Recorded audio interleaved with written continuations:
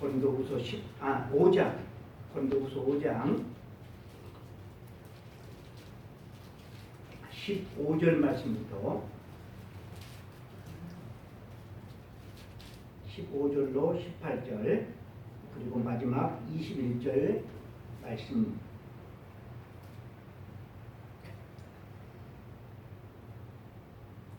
다 함께 합독하시겠습니다. 그가 모든 사람을 대신하여 죽으심은 살아있는 자들로 하여금 다시는 그들 자신을 위하여 살지 않고 오직 그들을 대신하여 죽었다가 다시 살아나신 이를 위하여 살게 하려 함이라. 그러므로 우리가 이제부터는 어떤 사람도 육신을 따라 알지 아니하노라. 비록 우리가 그리스도도 육신을 따라 알았으나 이제부터는 그같이 알지 아니하노라. 그런즉 누구든지 그리스도 안에 있으면 새로운 피조물이라. 이전 것은 지나갔으니 보라 새 것이 되었도다. 모든 것이 하나님께로서 났으며 그가 그리스도로 말미암아 우리를 자기와 화목하게 하시고 또 우리에게 화목하게 하는 직분을 주셨으니 21절입니다. 하나님이 죄를 알지 우리를 대신하여 죄로 삼으신 것은 우리로 하여금 그 안에서 하나님의 의가 되게 하려 하심이라. 아멘. 이 말씀을 가지고 새로 태어난 인생을 살다, 새로 태어난 인생을 살다라고 하는 제목으로 하나님의 말씀을 전할 때 하나님께서 각자에게 주시는 은혜들이 다 있기를 바랍니다. 아멘. 나는 누구인가? 도대체 나는 누구인가?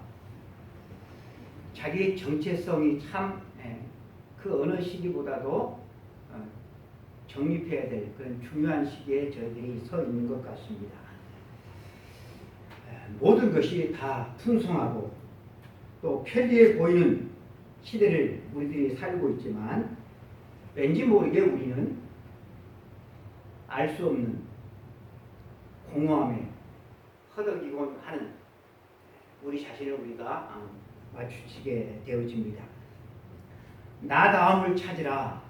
나다움을 찾는 것이 참으로 중요하다라고 그렇게 사람들이 말하는데 우리는 SNS와 같은 좋아요라고 하는 이모티콘이나 어떤 그런 메시지나 이런 다른 사람의 시선에 이끌려서 끊임없이 다른 사람의 관점에서 자기 자신을 증명하려고 애쓰는 그런 모습을 우리가 보게 됩니다. 다른 사람이 우리를 볼 때 저 정도면 괜찮지, 저 정도만 살아도 뭐, 다른 사람이 볼 때 내가 그렇다라고 하는 거예요. 하지만 우리는 여전히 있든 없든 간에 깊은 허기를 느끼고 살아갑니다. 이러한 상황은 비단 오늘날 우리들의 문제만이 아니라 역사 이래로 모든 시대에 걸쳐서 사는 사람들의 삶의 모습인 것 같습니다. 2000년 전 사도 바울이 복음을 전했던 고린도 교회 역시 비슷한 문제들을 겪고 있었습니다.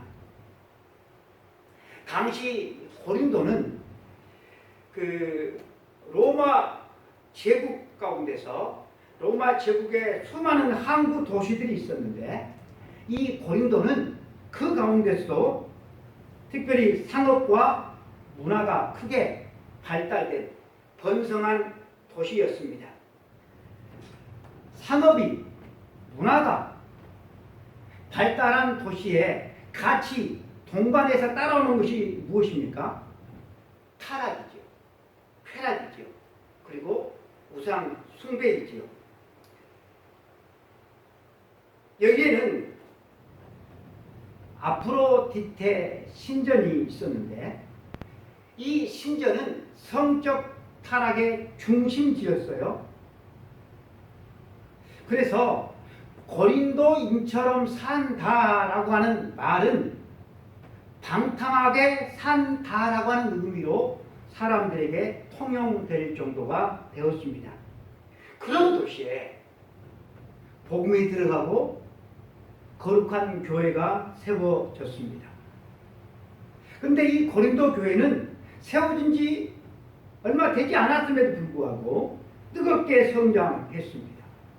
성령의 은사가 풍성하게 나타나는 그런 모범적인 교회가 되었지만 또 곧바로 문제가 곳곳에서 터지기 시작했습니다. 성도들이 예수님을 믿고 뜨겁게 새 사람으로서 거듭났음에도 불구하고 여전히 그들은 옛 사람의 본성에서 벗어나지를 못했기 때문에 그렇습니다. 그들은 세상적인 지혜와 세상적인 명예를 자랑을 했어요. 그리고 서로를 비방을 했습니다. 나는 바울파다. 나는 아볼로파다. 나는 베드로파다. 나는 그리스도파다라고 하면서 파워를 만들었고 교인끼리의 문제를 세상 법정에 고소 고발을 했습니다. 심지어 아버지의 아내, 즉 계모와 동거하는 음행 사건도 발생했습니다. 이 사건은 음란한 도시인 이 고린도에서조차 비난을 받아 마땅한 아주 심각한 근친 상간 사건이었습니다. 교회 내에서 이런 사건이 발생했음에도 불구하고 교회는 이 사건을 해결하려고 하지 않냐고 그대로 방치해 두고 있었습니다. 뿐만 아니라 선망찬을 할 때면 신세가 좋은 부유한 사람들은 음식을 잔뜩 사가지고 와서 자기들끼리 배불리 선망찬을 즐겼습니다. 그런데 가난한 사람들은 하루 종일 고된 육체의 노동을 하고 와서 음식도 준비하지 못한 채 그들은 예배에 참석을 해야만 했는데 그때는 이미 성만찬이 다 끝나버려서 교인들은 먹지 못하고 허기진 배를 움켜줘야만 하는 이런 불평등한 관행이 고린도 교회 안에서 자행되어지고 있었습니다. 성만찬의 본질은 그리스도의 몸과 피를 기념하는 의미를 심각하게 퇴색시키는 그런 잘못된 관행이었습니다. 이렇게 하나님의 은혜로 예수 그리스도를 믿어서 그리스도인이라고 하는 새로운 신분을 얻었지만 여전히 옛사람의 가치관과 삶의 태도에 그들은 묶여 있었어요. 이러한 문제는 비단 고린도 교회만의 문제는 아닐 것입니다. 세상에 있는 모든 교회들이 다 겪고 있는 문제가 아닌가 싶습니다. 이런 혼란 속에서 사도 바울은 그들에게 아주 충격적인 선언을 합니다. 그런즉 누구든지 그리스도 안에 있으면 새로운 피조물이라. 이전 것은 지나갔으니 보라 새 것이 되었도다. 여러분, 이 선언은 사람이 조금 달라진 정도를 말하는 것이 아니라 모든 것이 새롭게 되었다. 완전한 변화를 말하고 있지요. 바울은 왜 굳이 저들을 향하여서 새로운 피조물이라 라는 표현을 썼을 것 같습니까? 그들이 새로운 피조물이 되었음에도 불구하고 자기들이 새로운 피조물임을 그들은 망각한 채 살아가고 있었기 때문에 그렇습니다. 그런데 과연 이런 옛 사람의 삶의 습성을 가지고 살아가는 사람이 새로운 피조물로서의 삶을 여러분 살아갈 수가 있겠습니까? 오늘 우리는 찬송가 436장 나 이제 주님의 새 생명 얻은 몸이라고 하는 찬송가를 불렀는데, 이 찬송가를 보면 바울이 그런즉 누구든지 그리스도 안에 있으면 새로운 피조물이라 이전 것은 지나갔으니 보라 새 것이 되었도다 라고 하는 이 사도 바울의 말씀을 삶으로 그대로 살아낸 사람의 고백이 바로 우리가 부른 찬송가 436장입니다.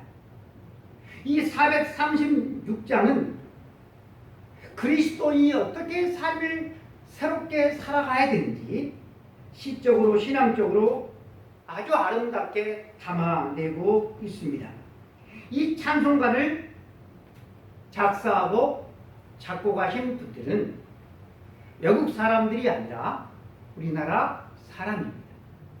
찬송가의 큰 그 제목 그 밑에 보면 좌우에 두 사람의 이름이 나오죠.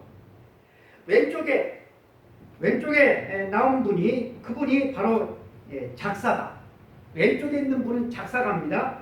이호은 목사이자 시인이고, 그리고 작곡가는 박태준, 우리나라에서 가장 우리나라 사람이 사랑하는 그런 작곡가 가운데 한 분이죠.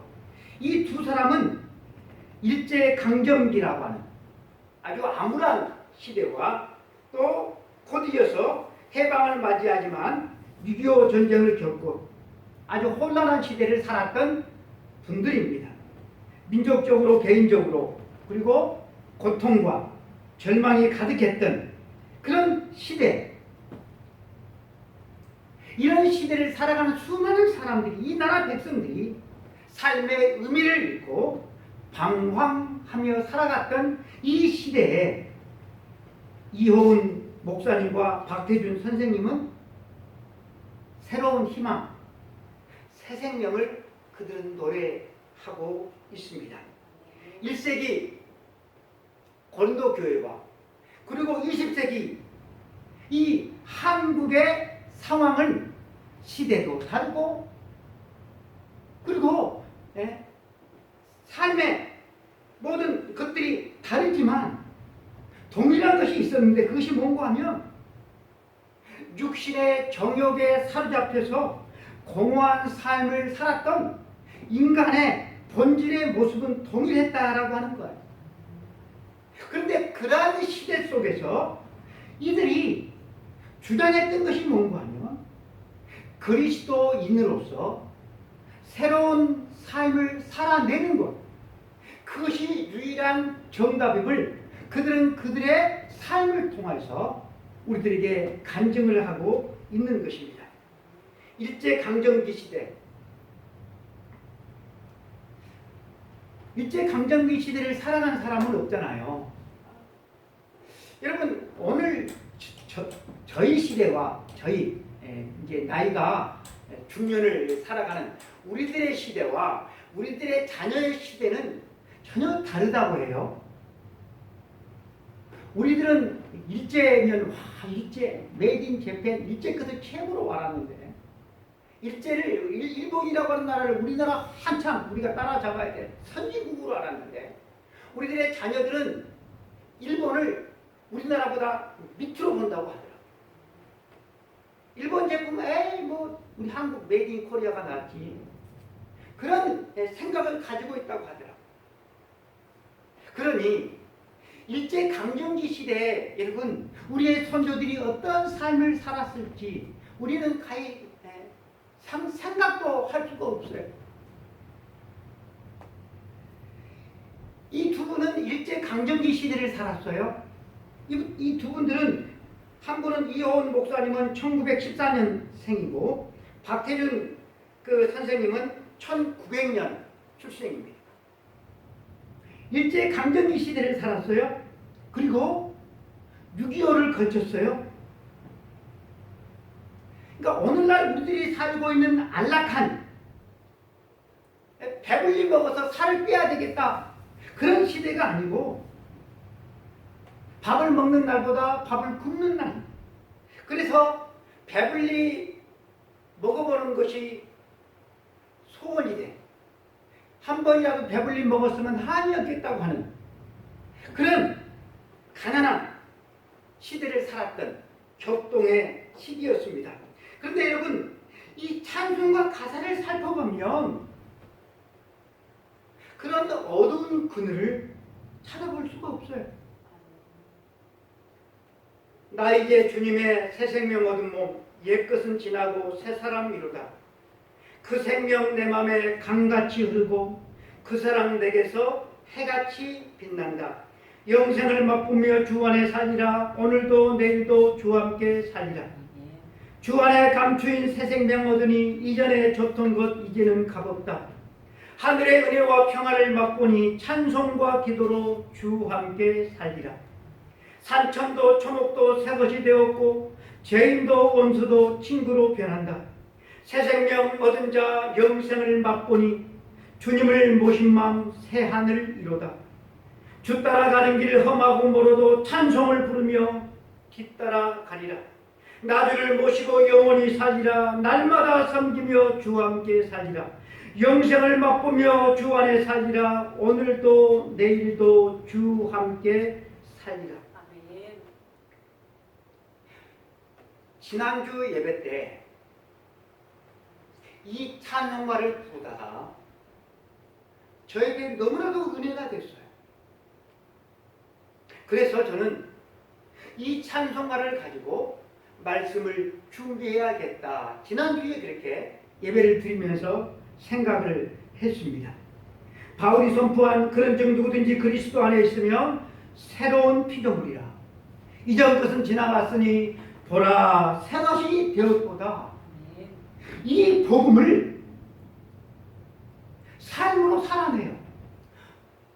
어떻게 이 복음이 실제 현실로서 그렇게 삶으로 살아낼 수 있는가? 이 찬송가가 우리들에게 보여주고 있어요. 그리고 이 찬송가를 작곡하고 작시한 이 분들의 삶이 우리들에게 큰 울림이 되어지고 있습니다. 첫 번째로 새 생명을 우리는 옛것이 지나간 사람임을 찬송가 1절은 증거하고 있어요. 나 이제 주님의 새 생명 얻은 몸, 옛것은 지나고 새 사람이로다 라고 시작을 합니다. 그런즉 누구든지 그리스도 안에 있으면 새로운 피조물이라. 이전 것은 지나갔으니 보라 새 것이 되었도다. 이 17절 말씀을 찬송가 1절 가사는 그대로 옮겨 놓은 듯 합니다. 여러분, 옛것이 무엇이겠습니까? 옛것. 본문 16절에서 육체를 따라 사람을 알지 아니하노라 라고 말하면서 이 옛것의 기준이 육체에 있음을 성경은 우리들에게 알려주고 있어요. 육체를 따라가는 삶, 육체를 따르는 삶이 무엇이겠습니까? 외모를 중히 여기고 세상의 물질과 성공과 세상의 지위를 중히 여기는 세상의 가치관을 따라 살아가는 삶을 육체를 따라 사는 삶이라고 말을 할 수가 있어요. 이 육체를 따르는 삶은 우리가 예수 그리스도를 만나기 전에, 우리가 예수 그리스도를 믿기 전에 살던 죄악의 종노릇을 하면서 살던 삶의 모습입니다. 고린도 교인들은 바로 이런 옛 사람의 가치관에서 벗어나지를 못했다. 여전히 그들은 세상적인 배경을 가지고 자랑을 했어요. 바울이 누구든지 그리스도 안에 있으면 새로운 피조물이라. 이전 것은 지나갔으니 보라 새 것이 되었도다.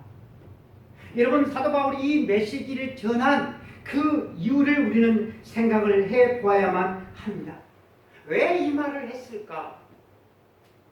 고린도 교회 성도들이 여전히 이 세상의 가치 기준을 따라서 교회를 열심히 다니지만 여전히 말씀의 기준이 아니라 세상의 가치 기준을 가지고 신앙생활을 하고 사람들을 판단하고 그렇게 그들은 일상을 살아갔던 것입니다.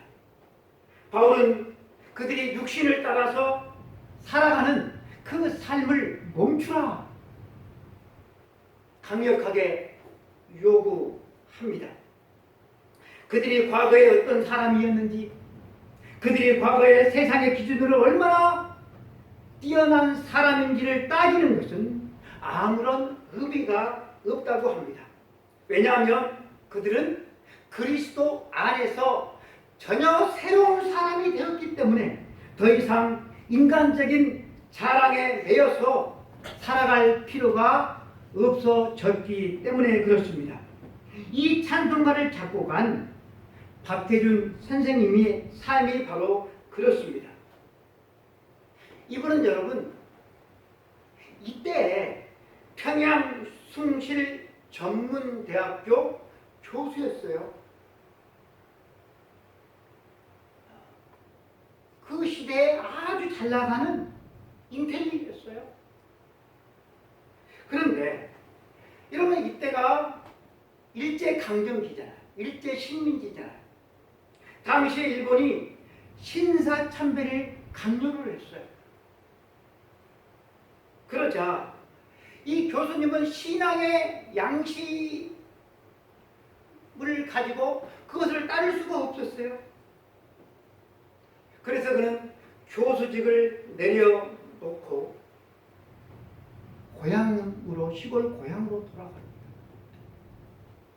쉽지 않은 결정이었을 것입니다. 여러분 신앙에 방해가 되면 좋은 직장 포기하는 건 여러분 쉽지가 않아요. 그런데 그 좋은 직장을 내려놓고 시골로 들어가요. 그 뒤에 독립운동을 했다고 하는 제목 때문에 또 옥고를 치르기도 합니다. 그러니까 삶의 고난이 그치지를 않았어요. 그 뒤에 이제 6.25 전쟁으로 평양에 그 근방에 사시던 분이신데 6.25 전쟁이 일어나니까 모든 재산을 다 그곳에 두고서 남한으로 내려올 수밖에 없었어요. 하지만 그가 노래한 것은 뭔고 하면 주님 안에서 참된 자유였어요. 그 가난하고 그 전쟁통에서도 세상에 줄 수 없는 그런 평안을 누렸습니다. 사랑하는 성도 여러분, 우리가 세상을 살아갈 때 나름대로 세상을 살아가는 가치관이 있고 세상을 보는 이렇게 잣대들이 있어요. 여러분들이 세상을 살아가는 사람들을 볼 때 어떤 잣대를 가지고 사람들을 바라보십니까? 어떤 잣대를 가지고 나 자신을 보십니까? 여러분 옛 것은 다 지나가는 것입니다. 그리고 저와 여러분은 새로운 피조물이 되었습니다. 그러므로 새로운 피조물의 삶을 살아가는 것은 지극히 당연하다고 말을 할 수가 있는 것입니다. 두 번째로 새 생명을 얻은 우리는 새로운 가치관을 가진 사람이 되었습니다. 찬송가 2절은 주 안에 감추인 새 생명 얻으니 이전에 좋던 것 이제는 값없다. 여러분 새로운 피조물이 되었을 때 어떻게 가치관이 바뀌는지 2절 가사가 보여주고 있습니다. 오늘 본문 16절에서 바울은 그러므로 우리가 이제부터는 어떤 사람도 육신을 따라 알지 아니하노라 라고 말해요. 여러분 육신을 따라 안다고 하는 것이 무엇이겠습니까? 육신을 따라 안다. 제가 말씀드렸어요. 세상적인 가치 기준을 가지고 사람을 보는 거예요. 사람을 평가하는 것이고 사람들과 관계를 맺는 거예요. 누가 나에게 더 이익이 될 것인가? 누가 더 부자인가? 누가 더 영향력이 있는 사람인가? 이걸 따지는 것입니다. 이걸 따졌기 때문에 고린도 교회는 시끄러웠어요. 분열이 되어져 있었다라고 하는 것입니다. 바울은 그리스도 안에 있는 사람은 더 이상 그런 육신을 따라서 사람을 평가하지 않는다고 선언을 하고 있어요. 여러분, 그리스도 안에 있는 성도는 세상의 그 무엇과도 바꿀 수가 없고 비교할 수도 없는 새 생명을 그가 가진 사람이 되었기 때문이다 라고 하는 것입니다. 여러분, 이 생명은 사라질 생명, 없어질 생명이 아니라 영원한 생명. 이 영원한 생명은 우리가 노력으로, 우리가 힘을 써서 우리의 노력으로 얻은 것이 아니라 예수 그리스도의 십자가에 죽으신 공로 때문에 얻어진 영원한 생명인 것입니다. 이 진리를 믿는 사람은 어떻게 되는가? 아무리 이전에 내가 중요하게 여길 것, 값지게 여겼던 것들을, 좋아하는 모든 것들을 어떻게 한다? 아무런 가치 없는 것으로 그렇게 여기게 된다라고 하는 거예요. 마치 어린 시절 내가 보물처럼 여겼던 그런 장난감을 어른이 되어서 그 장난감을 보니까 아무런 가치도 의미도 없어진 것과 같습니다. 작사가 이호은 목사님의 삶이 바로 그러했습니다. 일본은 1938년 황국 신민화 정책을 펼칩니다. 이 황국 신민화 정책을 펼칠 때 무엇을 강력하게 우리 백성들에게 요구했는가 하면 신사참배였어요. 신사참배.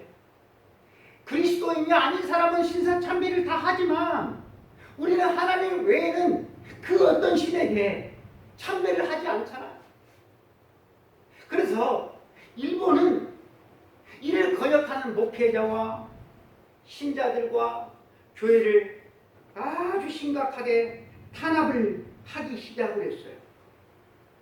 이렇게 되어지니까 많은 목회자들과 또 교회들, 교단까지 여기 신사참배에 굴복하는 상황이 벌어지게 되어집니다. 이호은 목사님이 속한 교단은 감리교단이었어요. 이 감리교단도 신사참배는 위헌이 아니다, 성경적으로 입에되지 않는다, 그러므로 신사참배를 하라고 결정을 해버립니다. 이 결정에 반대했던 이 호은 목사님은 그가 심호했던 큰 교회인 옹진교회를 사임을 합니다. 목사직을 내려놓고 그도 또 고향으로 내려가서 해방이 될 때까지 농사를 지으며 살게 됩니다. 그가 목사직을 내려놓았다고 신앙까지 내려놓은 것은 아닙니다. 그가 작시한 찬송가 가운데 우리가 잘 아는 부름받아 나선 이 몸이 있지요. 부름받아 나선 이 몸 어디든지 가오리다. 게으르우나 즐거우나 주만 따라 가오리. 어느 누가 막으리까 주민들 막으리까. 아골골짝 빈들에도 복음 들고 가오리다. 소돔 같은 거리에도 사랑 안고 찾아가서 종의 몸에 지닌 것도 아낌없이 드리리다. 여러분, 이 찬송과 이 가사를 보면 깊은 슬픔과 고난이 담겨져 있지만 그 밑바탕에는 결코 무너지지 않는 확고한 신앙과 사명이 담겨 있음을 보게 됩니다. 여러분, 이분에게 참으로 중요했던 그것은 세상에 떵떵거리고 살아가는 부귀 영화가 아니라 믿음으로 살아가는 것이었어요. 어떠한 고난이 와도 복음을 전하는 것이었다라고 하는 것입니다. 그것이 우리 믿음의 선배들이 살았던 삶이에요. 세 번째로, 새 생명을 가진 우리는 새로운 관계를 가진 사람들입니다. 3절 보면 산천도 초목도 새것이 되었고 죄인도 원수도 친구로 변한다. 새 생명 얻은 자 영생을 누리니 주님을 모신 마음 새 하늘 이로다. 예수 그리스도를 믿은 사람이 내면의 변화가 일어난 사람이 이제 외적으로 자연과의 관계 그리고 다른 사람들과의 관계가 어떻게 새로워지는지를 3절은 우리들에게 보여주고 있어요. 사도 바울은 18절에서 모든 것이 하나님께로부터 났으며 그가 그리스도로 말미암아 우리를 자기와 화목하게 하시고 또 우리에게 화목하게 하는 직분을 주셨으니라고 말씀을 하고 있지요. 산천도 초목도 새 것이 되었고, 여러분 실제로 산천과 초목이 새 것이 되었을까요? 아니죠. 산천과 초목을 바라보는 그 관점이 달라졌다라고 하는 거예요. 이제는 세상이 단순히 살아가는 삶의 공간이 아니라 하나님의 영광이 가득한 공간으로 새롭게 보여지기 시작했다라고 하는 것입니다. 뿐만 아니라 죄인도 원수도 뭐로 변한다? 친구로 변한다. 여러분 누가 변한 것일까요? 죄인과 원수가 개가천선해서 새로운 사람이 됐다는 그런 말입니까? 아니죠. 죄인과 원수가 변하는 것이 아니라 새 생명을 얻은 그 사람이 죄인과 원수와도 친구로 사귈 수 있게 되어진 그런 사람이 되었다. 얼마나 여러분 놀라운 삶의 변화입니까? 고린도 교회에 분열이 생겼어요. 교회에 분열이 생기니까 성도와 성도끼리의 관계가 어떻게 되겠습니까? 뻔하잖아요. 미워하고 시기하고 원수가 되어지고. 그런데 바울은 그리스도 안에서 원수도 용서하고 화목하게 지내야 한다라고 말씀을 하고 있는 것입니다. 나를 힘들게 했던 사람, 나에게 상처를 주었던 사람을 용서할 수 있는 힘이 여러분 복음 안에 있어요. 그를 친구로 품을 수 있는 능력이 복음 안에 있다라고 하는 것입니다. 여러분 이것이 인간의 힘으로 어떻게 여러분이 이렇게 가능할 수가 있겠습니까? 거듭나야만 주 안에 있을 때만 여러분 이러한 삶을 살아갈 수가 있는 것입니다. 그래서 여러분 새 생명 얻은 자 영생을 누리니 주님을 모신 마음 새 하늘 이로다. 이미 이 사람의 마음에는 뭐가 임한 거예요? 이미 하늘이 천국이 여러분 임해 있음을 보여주고 있지 않습니까? 이호은 목사님의 삶이 바로 그리했습니다. 그 고난의 그 핍박 속에서 이호은 목사님이 노래했던 것은 하나님께서 주신 소망을 그가 노래하고 있어요. 함께 신앙생활을 했던 수많은 사람들의 신앙이 변질을 합니다. 하루하루 삶의 무게가 이 목사님을 짓눌렀지만 그를 무너뜨리지를 못했어요. 찬송가 가사는 이렇지요. 새 생명 얻은 자 영생을 누리니 주님을 모신 마 뭐다? 새 하늘 이로다. 여러분들의 삶이 어때요? 아이고 가난해서 아이고 힘든 노동을 하고 삶에 찌들면 이런 마음까지 찌들게 되어지는데 이 목사님은 주님을 모신 마음 새 하늘 천국을 살았다라고 하는 것입니다. 얼마나 복음의 능력이 위대합니까? 마지막 네 번째로 새 생명을 얻은 사람은 새 소망을 가진 사람이 됩니다. 4절이죠. 주 따라가는 길 험하고 멀어도 찬송을 부르며 뒤따라가리라. 나주를 모시고 영원히 살리라. 날마다 섬기며 주와 함께 살리라. 사랑하는 성도 여러분, 이 땅에서 살아가는 사람들 가운데 순탄하게 살아가는 사람이 있겠습니까? 여러분들이 주변의 사람들을 보세요. 아, 저 사람은 참 세상에 무슨 복을 받아서 저렇게 잘 살까? 저렇게 남부럽지 않게 어떻게 저렇게 살까? 여러분 그 사람에게 물어보세요. 삶이 순탄하냐? 여러분 삶에 비바람이 불지 않는 폭풍과 일지 않는 사람은 여러분 한 사람도 없어요. 특히 여러분 믿음으로 살아가는 사람의 삶은 더더욱 그래요. 그래서 찬송가가 이러잖아요. 주 따라가는 길 어떻다? 험하고 멀어도.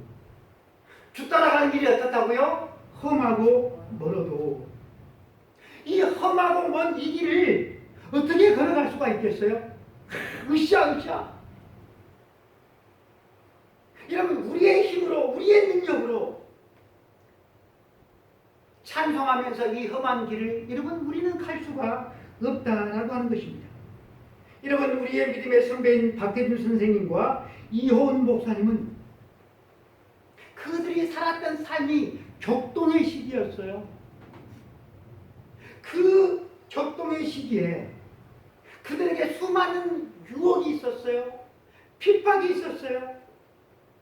힘겨운 일들이 매일매일 그들을 눌렀지만 그들은 새 희망을 얻게 했어요.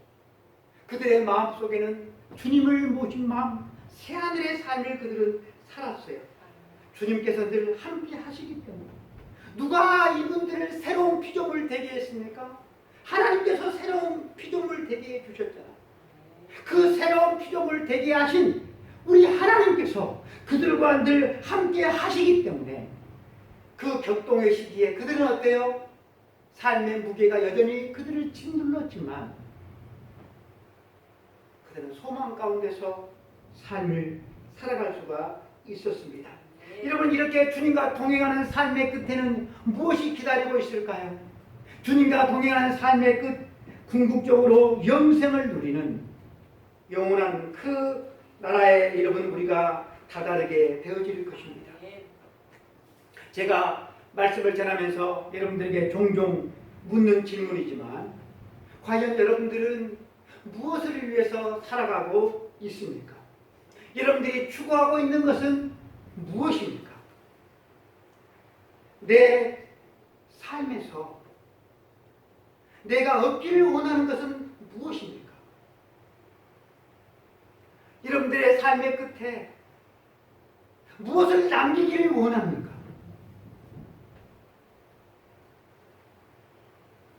새로운 피조물로서의 삶을 비교해보면 새로운 피조물로서의 삶과 지금 내 현재의 삶이 어떻게 가까운 것 같습니까? 멀리 떨어져 있는 것 같습니까? 여러분 자동차를 몰고 가다가 우린 유턴할 때가 종종 있어요. 여러분 자동차만 유턴하는 게 아니에요. 우리 인생도 유턴해야 될 필요성들이 얼마나 많이 있는지를 몰라. 세상에 사라지고 가져가지 못할 헛된 것들을 위해서 한 번뿐인 삶을 살아가는 사람들이 주변에 수두룩합니다. 여러분 이 사람들의 마지막이 어떻게 될 것 같습니까? 썩어질 그것들과 함께 멸망할 것입니다. 여러분들도 그 썩어질 것들과 함께 멸망하고 싶습니까? 여러분들은 무엇을 남기기 위해서 세상을 하루하루 살아가고 있습니까? 이전에 좋던 것, 이제는 값없어진 것이 하나도 지금까지도 없다고 한다면 여러분들은 헛산 것입니다. 헛믿은 것입니다. 헛믿음으로 주 따라가는 길 험하고 먼데 어떻게 여러분 찬송을 부르면서 주님을 따라갈 수가 있겠습니까?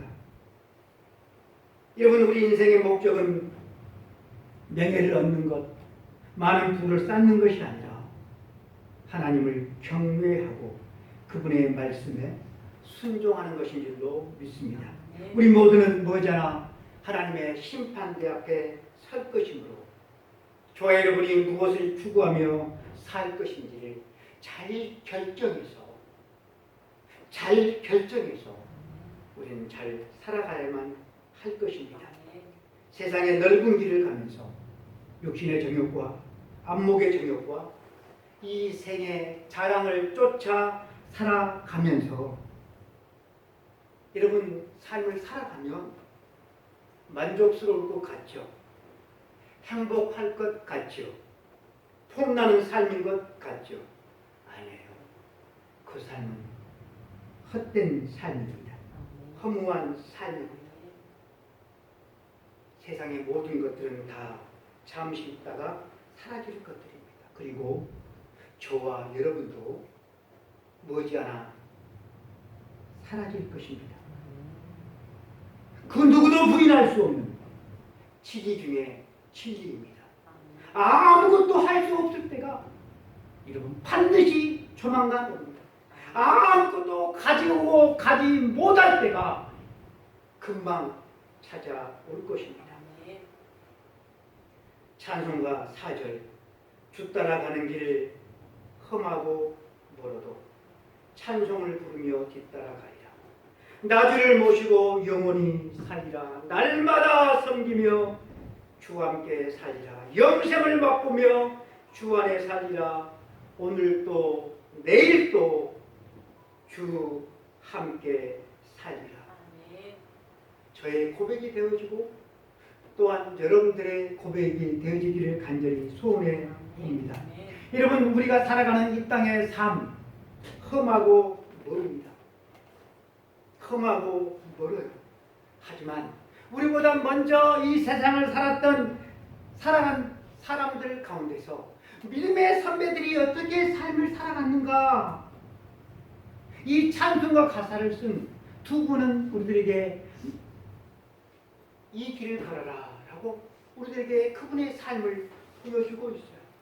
또한 우리 또한 이 세상을 살아가면서 우리들의 후배들에게, 우리들의 자녀들에게 그러한 길을 보여주면서 살아가는 사람들이 되었으면 너무나도 좋겠습니다.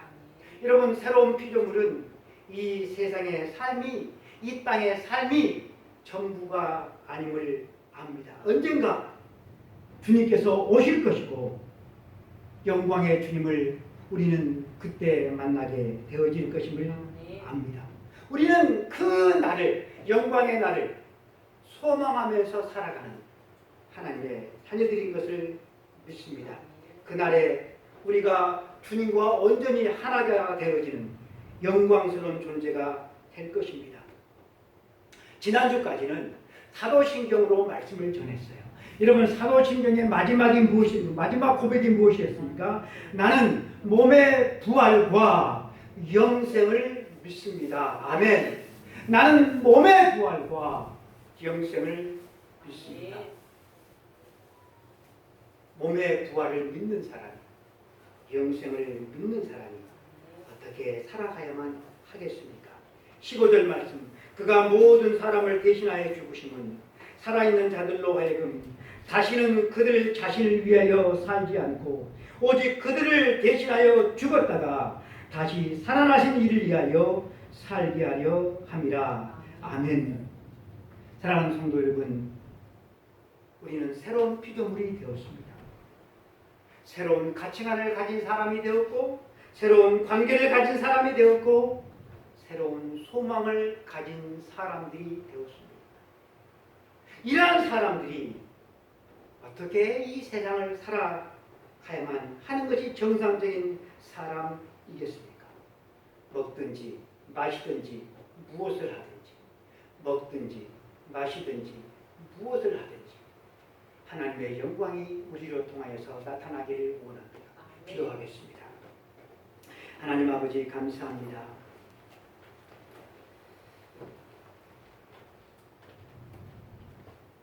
험하고 험한 길을 우리가 걷습니다.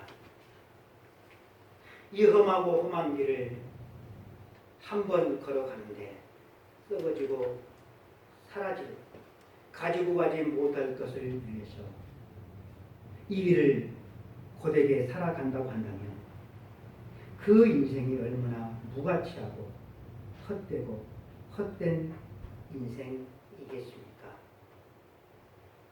하나님 아버지,